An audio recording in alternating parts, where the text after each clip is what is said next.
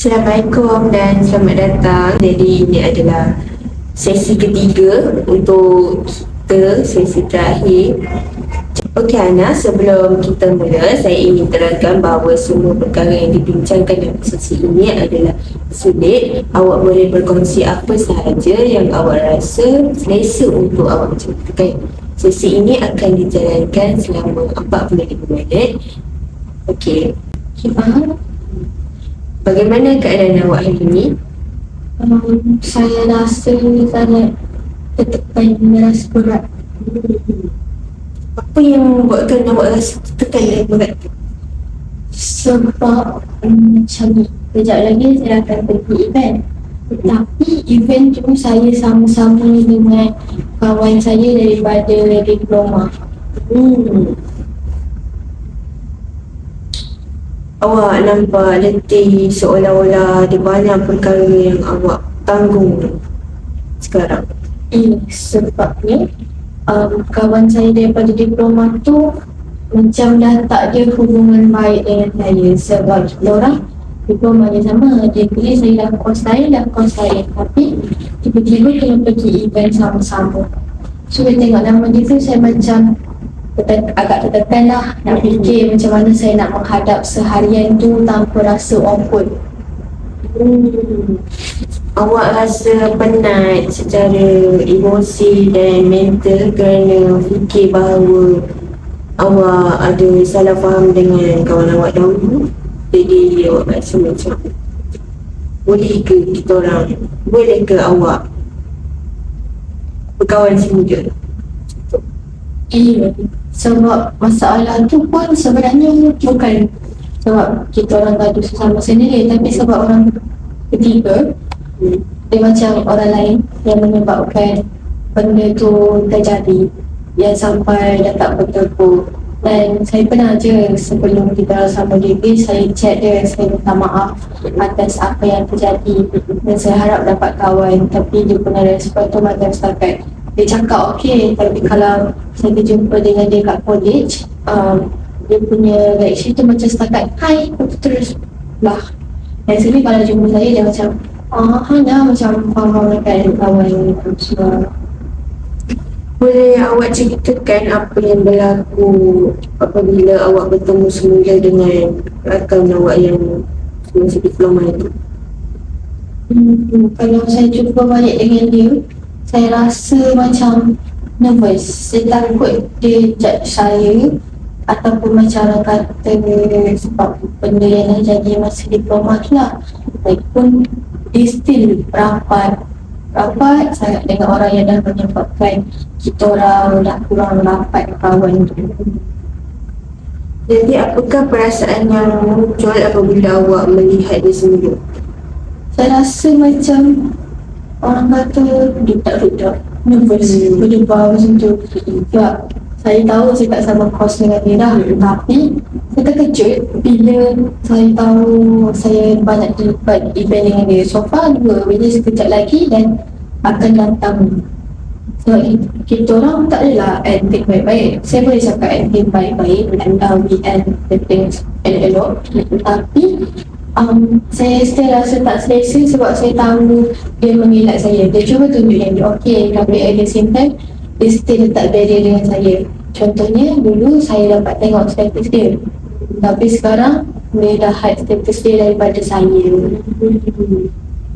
Jadi dalam pada skala 0 hingga 10, berapa kuat perasaan awak tu? Perasaan macam mana? Perasaan yang tadi? Saya rasa 7. Boleh saya tahu sebab? Saya rasa sebab macam ni, saya akan cerita lah macam mana benda tu boleh jadi. So benda tu start masa kita orang tengah intern dekat kita orang tengah intern. So masa intern tu ada saya, ada seorang kawan saya ni, dengan ada saya letak si A dengan si B lah. Si A ni kawan saya yang baik dengan saya lah. Manakala si B ni dia satu kos diploma dengan saya juga. Tapi kita orang kurang rapat sebab saya tak berapa suka perangai dia. Sebab dia macam saya tak rasa dia jenis kasar, tapi dia jenis yang macam laut yang takkan buat kita selesa dengan dia. Dia cuba macam tunjuk yang dia ni macam caring, tapi bagi saya caring dia tu tak bertempat. Sebagai contoh, kita orang pada satu bilik. And masa tu saya balik, saya penat sebab saya ada meeting, saya ada event apa semua. Lepas tu masa tu dah malam, nak beli makanan semua tutup. So saya decide untuk order Foodpanda. Saya order Mary Brown burger lah. Lepas tu tunggu punya journey sebab saya memang lapar masa tu. Tunggu burger tu sampai. Saya pun pergilah ambil. Tapi bila saya turun ke bawah tu, saya tengok ada satu meja je yang ada bag Burger King, plastik Burger King tu. Burger King dah Mary Brown. Lepas tu saya pergilah ambil Mary Brown tu. Tapi saya tengok dalam Mary Brown tu ada 2 burger. Lepas tu ada apa benda tu lagi, tapi dalam tu ada makanan. Saya pegang lah burger tu kan. Saya macam elok je lah dalam plastik apa semua kan.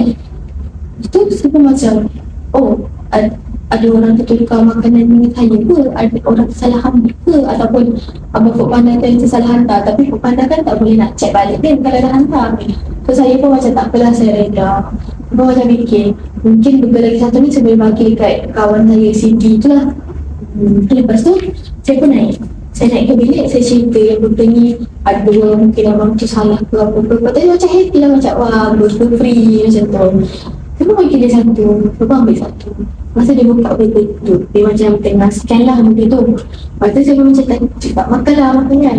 Tapi macam tu saya lapar, so saya pun makan. Tapi apa yang pelik dengan burger tu, sebab burger tu kering, macam sos tu semua dah terserap. And macam mana nak cakap, burger tu okey, tapi dia macam terlalu kering.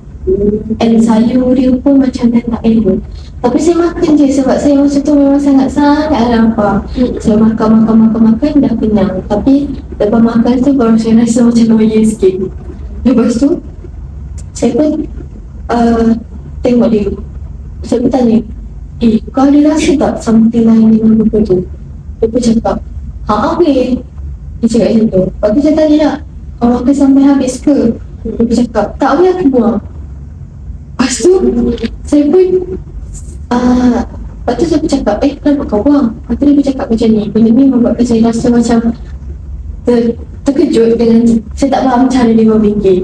Dia cakap macam ni, Nana, sejujurnya burger ni aku nampak dah lama dia dekat bawah. Hujan panas dah 2-3 hari kot ada dekat bawah tu, tak ada orang ambil. Basically kau dah ambil burger yang dah lama ada dekat bawah. Dia cakap macam tu kat saya. Saya macam terkejut. Saya pun cakap, kenapa kau tak bagi tahu aku awal-awal? Burger tu dah lama kat bawah. Lepas tu dia pun cakap macam ni.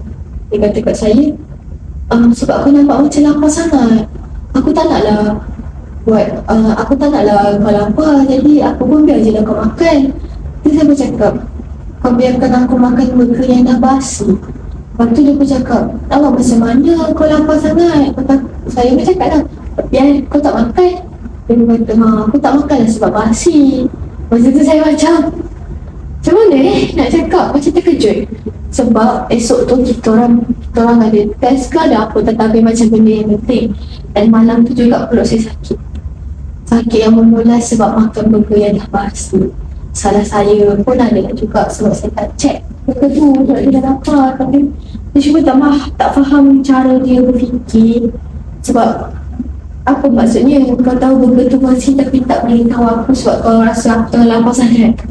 Kalau betul kawan boleh je cakap dia nak makan burger ni sebenarnya dah lama macam tu. Lepas tu pernah juga jalan nak pergi book fest dengan CV ni. Kita orang jalan dekat laluan yang track biasanya orang guna untuk race walk ataupun jogging tu. Lepas tu ada 2 orang lagi kawan, si A dengan si C. Lepas tu masa jalan-jalan saya lari je lah, macam jalan-jalan saya pun tolak dia, tolak manja macam ni, macam tepi aku nak berjalan pada depan macam biasa je macam tapi tak adalah kuat sangat.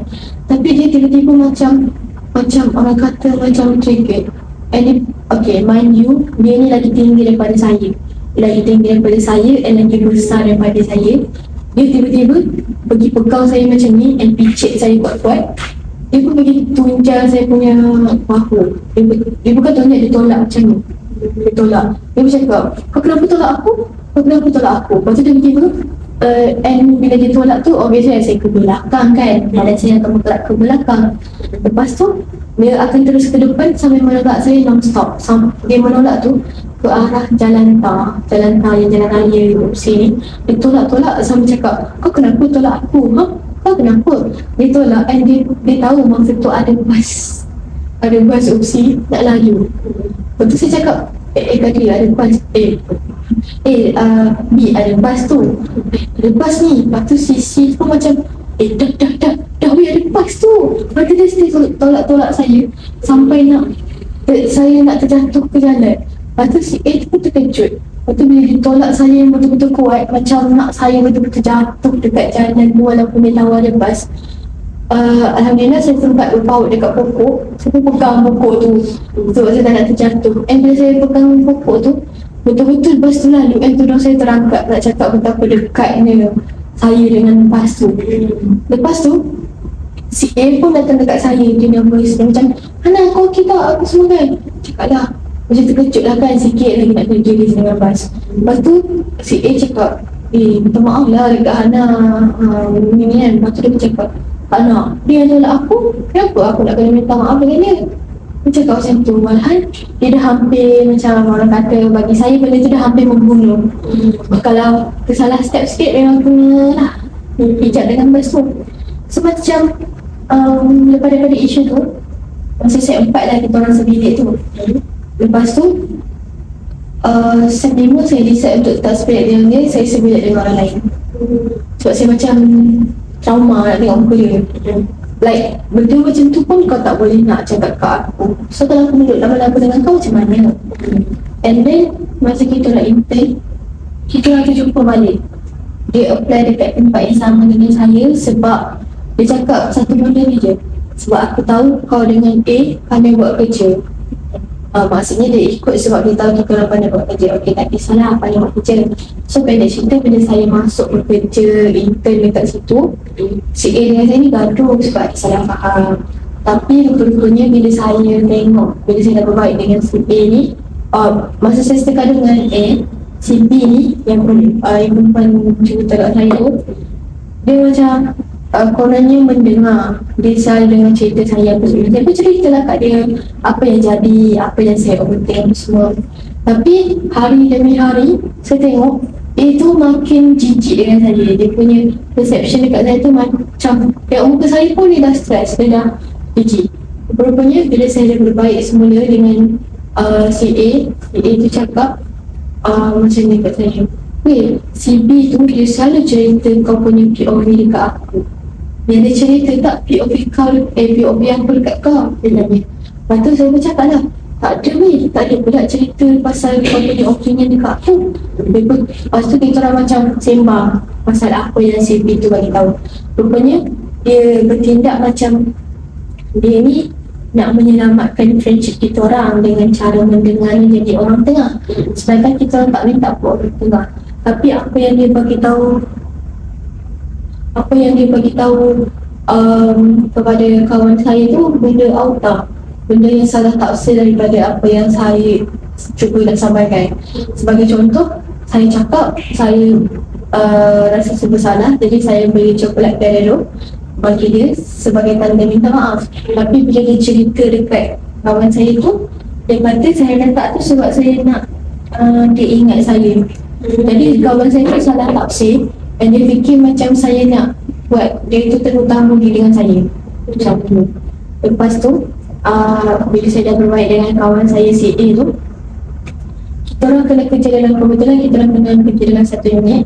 Si B tu je unit lain, dia je unit lain. So obviously saya akan selalu banyak spend time dengan si A tu sebab kita orang kena gerak sama-sama, kena kerja sama-sama, memang basically sama-sama. Lepas tu suatu hari tu tiba-tiba si B tu tarik muka dengan saya. Dia tarik muka yang memang obvious dan bagi saya tak professional, sebab dia memang akan tunjuk bahawasanya dia tengah tarik muka dengan saya. For example, dia jalan, saya pun tengok, P kau nak pergi mana? Makan. Dari sini dia akan ikut kita orang makan, tapi dia tak ikut. Dia memang agak ignore saya. Tapi si A tu dia tegur, dia akan ignore saya apa semua ni semua kita cakap password. Lepas tu suatu hari tiba-tiba si A tu datang kat saya. Dia bercakap, "Babe, kau tahu tak, ada seorang staff ni tanya aku tanya lah." Saya tanya, "Staff dia tanya apa?" Dia tanya, "Kau dengan si B tu kan ke?" Saya macam pelik, kenapa dia orang tahu? Tapi kalau tengok reaction mimik muka si B tu macam tahu lah kan, tengah gaduh. So macam tanya lah, macam mana boleh tahu? Dia bercakap lah, sebab staff tu cakap kat aku, si B tu ada cerita pasal kau. Dia cerita, dia cakap kau ignore dia, kau gunakan dia, kau tak layan dia apa semua. So dia cerita, dia buat cerita pasal saya lah basically. And dia pergi sebar macam cuba untuk meraih simpati daripada semua staff. And Nono je macam semua staff dah ada persepsi buruk terhadap saya disebabkan cerita dia. Walhal kisah dia, sampai sekarang saya tak tahu kisah sebenar. Sebab dia terasa dia kata saya ignore dia. Padahal kalau ikutnya kita tengah intern, kita kena profesional. Saya memang tengah buat kerja saya je dengan CP, tapi dia pergi anggap benda tu kita orang ignore dia. Yang tak tahannya saya tak tahu kenapa dia tak cerita pasal si A tu. Dia memang cakap pasal saya je, dan dia pergi sebar cerita pasal saya dekat staff. So staff macam ada persepsi yang buruk dekat saya macam tu. So dekat cerita ni juga berkait dengan kenapa saya boleh bergaduh dengan kawan diploma saya tu. Saya tak nak mati lah gitu. Sebab si B ni, dia mula-mulanya bergaduh dengan kawan asal dia. So kita orang pun sebilik. Bila sebilik dengan saya pun memperkenalkan dia dengan a few orang, sebab saya memang kenal beberapa orang semua. Lepas tu saya pun memperkenalkan dia juga dengan Siti ni. Mereka kawan, dia orang okay je. Tapi saya tak tahu apa yang si B ni cerita dekat CD sampai dia macam annoyed dengan saya. And tiba-tiba dia send message dekat saya cakap stop diskriminasi orang. And content message dia tu membuatkan saya terfikir, bila aku buat semua benda ni? Sebab sebenarnya saya tak tahulah apa saya tu buat tanpa sengaja. Tapi basically macam dia fikir saya ni bully si B tu based on apa yang dia faham. And dia decide untuk tak further friendship kita orang sebab dia rasa saya ni macam nak tindas si B tu. Basically dia kesian dekat si B tu sebab katanya si B tu terefek secara emosi sampai tak nak pergi kerja, tak nak makan. Padahal dia kelas bilik, saya tengok elok je dia selalu keluar tiap malam makan. Tapi dia punya sebar cerita tu sampai orang salah faham dekat saya. Semua orang fikir saya pembuli and ignore dia. Ketika awak nampak dia, apakah perkara pertama yang terlintas dalam fikiran awak? Nampak siapa kawan diploma saya yang sini tu ke apa yang B tu? Yang kawan diploma awak. Bila saya nampak dia, saya macam terfikir friendship kita sebelum ni tak bermakna ke sampai semudah itu untuk kau percaya orang yang kau baru kenal. Jadi pemikiran awak ialah dia masih marah dan akan menyebabkan orang lain menjauhi saya, betul? Ya, lebih kurang lah. Sebab saya pernah terjumpa dia beberapa kali untuk degree ni. Biasanya kalau diploma dia terjumpa dia macam Hana, dia akan peluk. Basically macam orang kata akan selesa lah untuk communicate dulu. Tapi bila saya terjumpa dia dekat college hari tu, dia macam hai, macam tu je. Sebab saya dah pernah send permohonan maaf dekat dia. Saya cakap maaf pasal apa yang terjadi, walaupun benda tu saya tak tahu pun mana salah saya, tapi saya decide untuk minta maaf.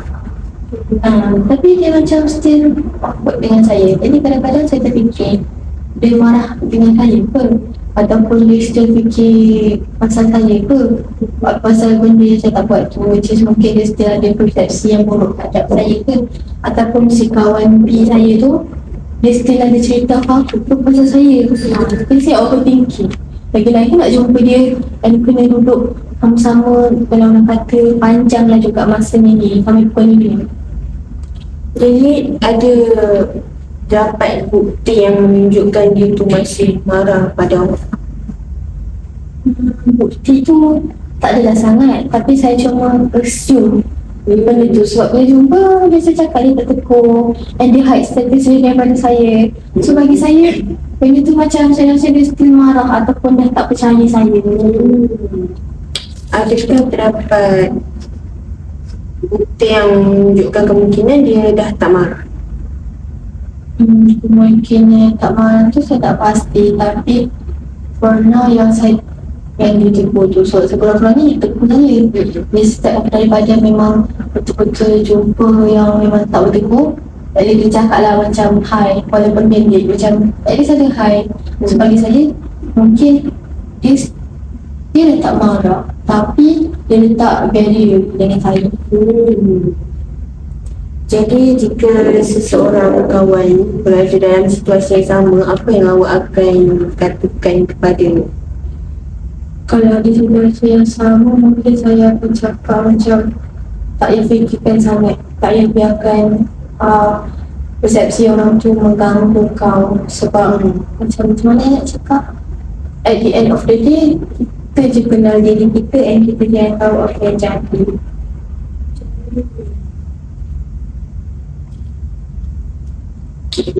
Jadi adakah terdapat cara lain yang lebih seimbang untuk berdasarkan kisah awak ni? Seimbang yang macam Cara yang macam awak kalau boleh tak nak pun benda ni berlaku. benda yang pergaduhan tu. Ya, betul. Saya sebenarnya tak pasti cara aku sebab benda dah jadi dan benda tu jadi di luar kawalan saya, macam saya cakap, sebab orang ketiga. Tapi mungkin bagi saya lah, kan masalah ni terjadi sebab saya selalu oversharing masalah saya dekat orang. So bila kadang-kadang bila kita oversharing masalah kita, orang tu boleh guna benda tu untuk against kita, sama ada untuk menjatuhkan kita ataupun untuk gosip pasal kita. Mungkin bagi saya langkah lah untuk mengelakkan daripada benda macam ni jadi adalah untuk analyse dulu orang yang saya nak bercerita tu betul-betul boleh harap, betul-betul boleh percaya ataupun tidak. Maksudnya untuk stop oversharing tu lah. And yang kedua, mungkin apa yang saya boleh buat tu, saya rasa macam untuk berdamai dengan takdir lah, sebab orang ni tak nak. Sebab saya dah cuba untuk slow talk tu, tapi dia orang yang tak nak slow talk, and saya pun tak faham kenapa dia orang lagi memilih untuk percaya si B tu. Jadi awak memilih untuk merendahkan diri awak dan bagi peluang pada mereka macam tu. Lebih kurang lah, sebab saya tengok si B dengan si D tu diorang stay contact dengan each other.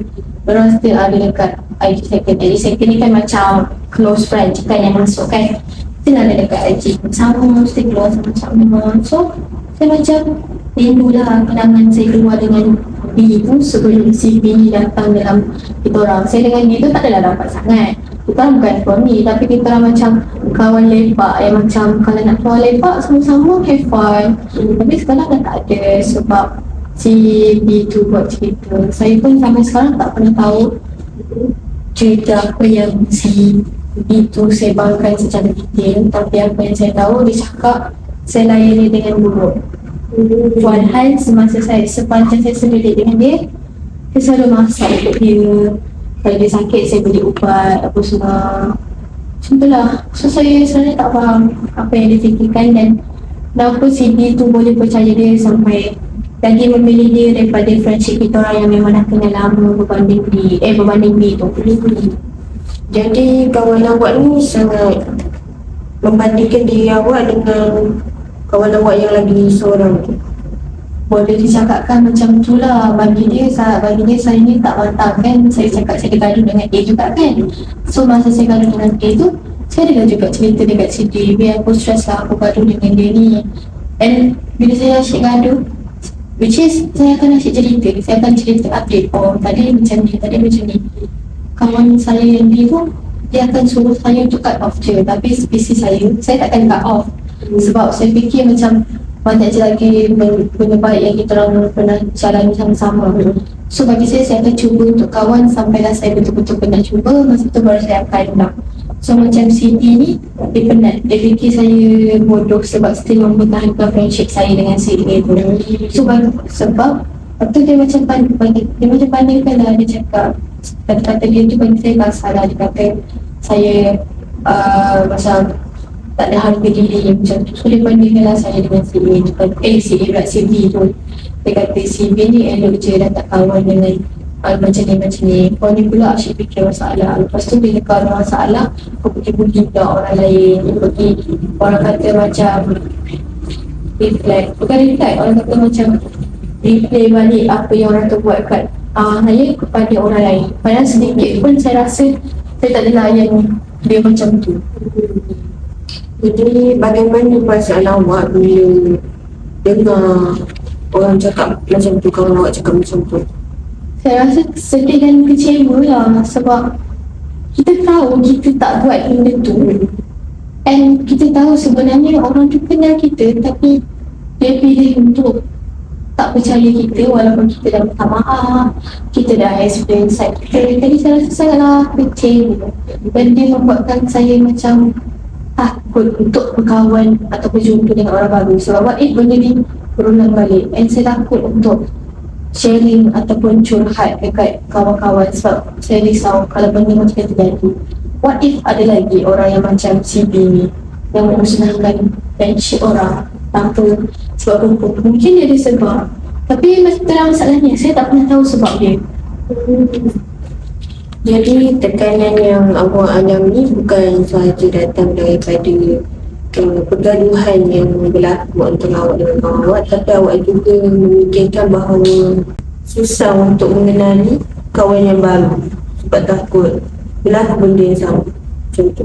Ya, macam tu lah lebih kurang. Sebab yelah, orang kata saya tak tahu lah benda ni dikonsider sebagai trauma ataupun tidak, tapi saya macam takut nak beri ruang kepada orang lain. Macam saya tak kisah orang nak kawan saya, tapi kalau nak rapat dengan saya, kat situ saya dah start dah sikit.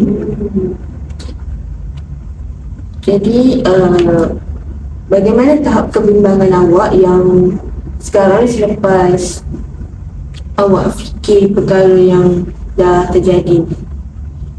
Kalau fikir kepada perkara yang dah jadi ni, tahap bimbang saya dah jadi 5. Satu sebab saya rasa macam dah tenang sikit dah cerita benda yang dah jadi. Yang kedua sebab sebab kalau saya fikir balik, si D tu dia sebenarnya dia banyak YOLO, you only live once. So dia banyak macam macam nak cakap spend time dengan kawan-kawan dia, which is tak affect saya pun. Tapi at the same time saya still nervous sebab saya kena pergi event dengan dia. Saya macam terfikir, what if keadaan tak selesa? Macam tu. Saya rasa, saya tak teringat balik, saya tengok balik apa yang terjadi, kata-kata dia, macam kata-kata dia tu replay dalam otak saya. Adakah tekanan yang awak alami tu berkaitan dengan tugasan? Saya boleh bercakap ya, sebab event lepas ni saya bukan peserta. Si D tu dia peserta. Saya ni sebagai orang yang macam ditugaskan untuk bawa mereka pergi ke sesuatu tempat tu. Jadi saya risau bila saya jumpa dia nanti. Saya cemas, saya nervous, saya tak lelas, saya tak boleh buat tugas saya tu dengan baik. Sekarang saya jadi orang kata shaking. Apabila perkara itu berlaku, apa yang awak rasakan?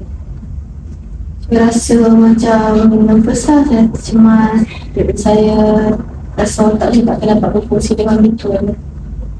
Lagi-lagi sebab sekarang kan kita dah nak, orang kata nak interview untuk intake baru kan, untuk degree. So kawan saya yang CB tu yang menyebabkan kita orang gaduh tu, dia ambil berniagaan. Tapi untuk yang baru ni dia dah apply. So saya rasa ada kemungkinan untuk dia datang balik ke sini. Kalau cerita kat awak, saya stress, saya nervous nak jumpa dengan kawan saya yang CB tu. Saya lagi risau untuk berjumpa balik dengan kawan saya yang CB ni after everything yang dia dah buat kat saya. Sebab saya pasal isu buku tu, isu lepas tu. So saya rasa macam jelas ingatkan. Jadi awak memilih untuk berdiam diri selepas beberapa kali awak merasakan. Saya pilih untuk berdiam diri sebab saya dah cuba untuk bersuara, tapi orang yang tak percaya, orang yang tak nak dengar. So apalah, saya diamkanlah diri saya, biarkan je lah mereka salah faham pasal saya. Jadi awak takut ni dalam keadaan yang bagaimana? Saya takut tu dalam keadaan macam cerita cakap lah, sedih sampai itu jadi balik kat saya. Kalau tengok muka diorang dulu, sedih sampai itu jadi balik.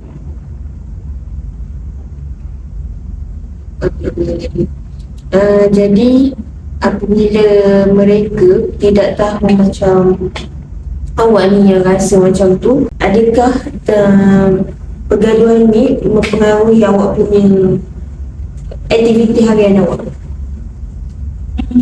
So far saya okey je, saya still perform.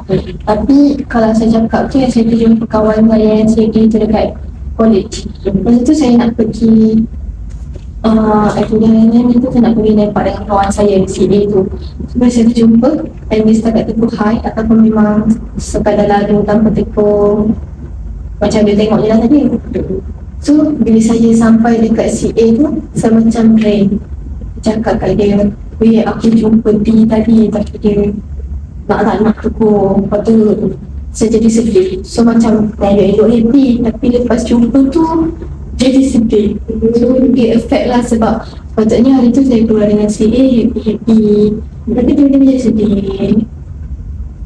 Jadi apabila awak sedih ni, apa yang awak fikirkan yang paling kerap muncul dalam fikiran awak? Bila sedih saya overthinking. Saya kadang-kadang bertanya-tanya kenapa lah sekarang, kenapa dia tak percaya saya, macam tu. Jadi seolah-olah awak meletakkan beban yang sangat besar pada diri sendiri. Betul. Lebih kurang lah. Dan apabila awak rasa macam bahawa awak mesti sentiasa ada dengan mereka, bagaimana perasaan awak? Sejujurnya saya rasa takut nak ada dekat tempat yang sama. Saya lagi selesa untuk tak tengok atau berinteraksi dengan mereka. Jadi pemikiran yang saya mesti ada masa itu, dia masih marah akan menyebabkan yang orang lain menjauhi saya. Betul. Lebih kurang lah. Dan kadang-kadang boleh juga dia cerita dekat orang lain macam mestilah orang tanya kenapa kau dah tak kawan dengan Nina. So orang kadang-kadang memang tentu cerita. So tak tahulah berapa orang yang sebenarnya dah tahu dengan isu tu dan decide untuk bukan decide, macam ada pandangan lain daripada dia. Okey, apa tindakan kecil yang awak boleh lakukan untuk membuat pemikiran yang baharu ni, untuk menguji pemikiran awak selain daripada fikirkan hal-hal yang dah berlaku?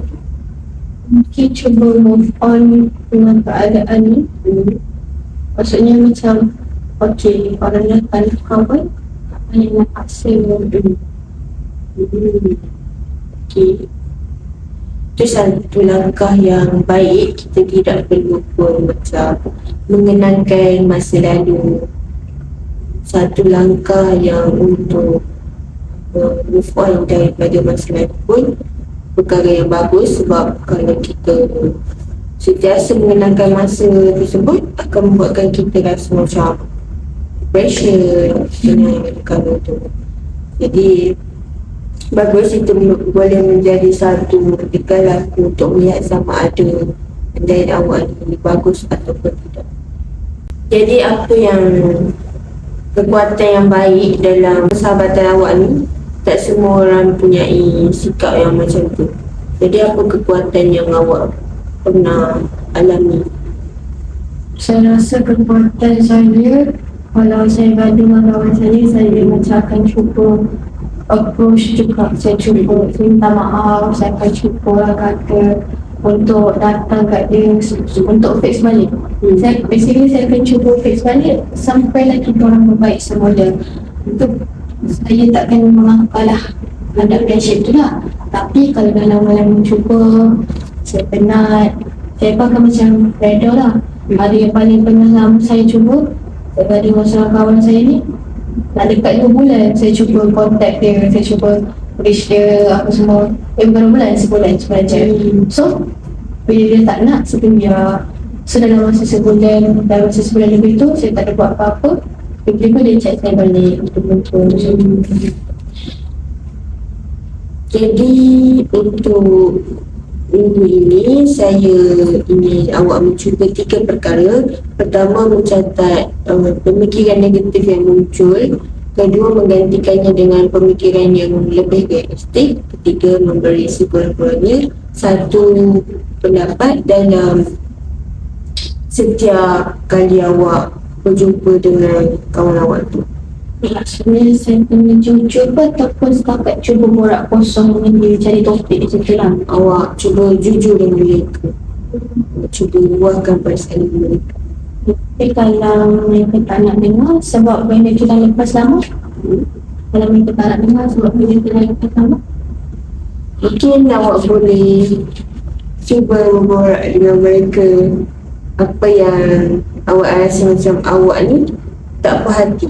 Contoh, saya akan cubalah. Nanti pun kita bagi saya akan jumpa dia. Jadi mungkin saya boleh cuba bagi live update dulu kot apa saya buat dekat sini, apa yang saya mencari sebelum orang kata pergi detail. itu satu perkembangan yang baik. Keyakinan tu tidak perlu pun menjadi satu yang drastik untuk awak cuba, tapi awak boleh mula dengan secara perlahan-lahan. Yang penting awak boleh buat benda tu. Okey. Jadi untuk membantu awak mengurus tekanan dan mengenal pasti corak pemikiran yang negatif, saya ingin perkenalkan satu aktiviti yang dipanggil dari pemikiran. Okey, pemikiran. Awak boleh mencatat situasi yang menyebabkan tekanan, pemikiran yang muncul, emosi yang dirasai dan pemikiran yang lebih seimbang. Faham? Baik, saya akan cuba. Betul, melalui daya ini awak boleh melihat sama ada pemikiran tersebut benar-benar berdasarkan fakta atau hanya andaian yang menyatakan tekanan awak dalam persahabatan awak ni. Faham? Okey. Bila kita berbincang hari ini, apakah perkara yang paling awak sedari tentang diri awak? Apa yang paling saya sedar tentang diri saya rasa lega dan tenang sikit sebab saya dah orang kata jujur, dan saya pun rasa idea dari pemikiran tu baik juga untuk saya supaya saya dapat orang kata betul-betul digest betul-betul masalah tu ataupun tekanan tu betul-betul daripada orang lain ataupun daripada saya sendiri. Dia boleh jadi sama orang lain, tapi what if benda tu hanyalah andaian saya, what if benda tu adalah andaian sendiri. Jadi kalau saya rasa benda ni saya membantu sendiri, dan saya rasa lebih tenang. Dan mungkin kalau sebelum ni saya cakap saya dah jumpa dia, mungkin rasa nervous tu dah ada tapi dah kurang sikit. Itu satu kesedaran yang sangat baik. Okay, terima kasih kerana berkongsi dengan jujur hari ini. Saya menghargai usaha awak dan saya berharap awak dapat berubah kepada diri sendiri untuk berubah secara berperingkat. Okey, saya cuba untuk kata berubah lah. Sebab kadang-kadang manusia perubahan tu tak boleh nak paksa juga. Jadi kalian cuba dengan ambil step yang perlahan-lahan dan sikit. Sebagai tugasan sebelum selesai, saya ingin awak menggunakan jari pemikiran tadi itu dalam rutinan awak. Saya akan cuba. Okay. Terima kasih hadir sesi hari ini. Sama.